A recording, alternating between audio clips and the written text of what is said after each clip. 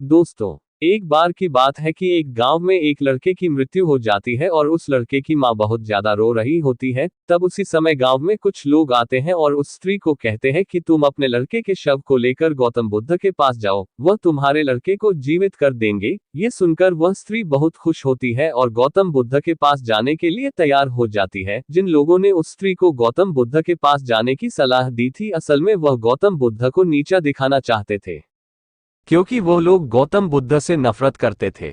लेकिन उस स्त्री को इस बात की बिल्कुल भी जानकारी नहीं थी। उनके कहे अनुसार वह स्त्री गौतम बुद्ध के पास चली जाती है। उस समय वहां पर गौतम बुद्ध अपने शिष्यों को उपदेश दे रहे होते हैं।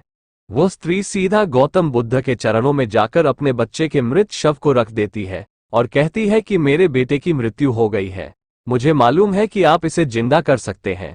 दुनिया में ऐसा कोई भी काम नहीं है जो आप नहीं कर सकते हैं। आप परम ज्ञानी हैं और सर्वशक्तिमान हैं।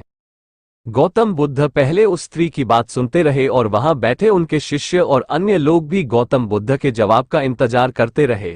थोड़ी देर बाद गौतम बुद्ध ने कहा कि ठीक है, मैं तुम्हारे पुत्र को जीवित कर दूंगा। ये सुनकर वहां बैठे सभी लोग हैरान हो जाते हैं कि क्या ये संभव है। फिर गौतम बुद्ध मृतक लड़के की मां को कहते हैं कि अपने पुत्र को अगर तुम जिंदा करना चाहती हो तो तुम्हें मेरा एक काम करना होगा। स्त्री कहती है कि आप बताइए, मैं काम करने के लिए तैयार हूं। गौतम बुद्ध उसको कहते हैं कि तुम एक मुट्ठी भर गेहूं लेकर आओ, लेकिन गेहूं उसी घर से लाना है जिसके घर में कभी भी कोई मृत्यु नहीं हुई है।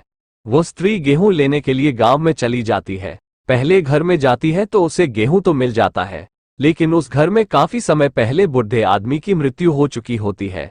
ऐसे करते करते हुए काफी घरों में जाती है, लेकिन सभी घरों में कभी ना कभी किसी ना किसी की मृत्यु हुई होती है। अब वो इस तरह समझ जाती है कि ऐसा नहीं हो सकता कि किसी भी घर में मृत्यु ना हुई हो। जिस घर में किसी ने अगर जन्म लिया है तो उसकी मृत्यु भी अवश्य हुई होगी। फिर वो स्त्री भी गौतम बुद्ध के पास चली जाती है और वहां जाकर गौतम बुद्ध के चरणों में जाकर बैठ जाती और कहती है कि आपने कुछ भी नहीं कहा, लेकिन मैं सब समझ गई कि जिसका जन्म हुआ है उसकी मृत्यु भी अवश्य होगी। चाहे वह इंसान सुंदर हो, करूप हो, बूढ़ा हो, जवान हो, अगर उसने जन्म लिया है तो उसकी मृत्यु अवश्य होगी। मुझे इस बात का ज्ञान तो था, लेकिन मैं इस बात को पुत्र मोह में मानने के लिए तैयार नहीं थी। अब मुझे ये बात समझ आ गई है। और फिर वो स्त्री वहां से अपने बेटे की लाश को लेकर चली गई। दोस्तों, जन्म, मृत्यु, यश, अपयश, लाभ और हानि इंसान या किसी भी जीव के वश में नहीं है। अतः इन विषयों में ज्यादा चिंता कर अपने आने वाले कल की उपेक्षा नहीं करना चाहिए।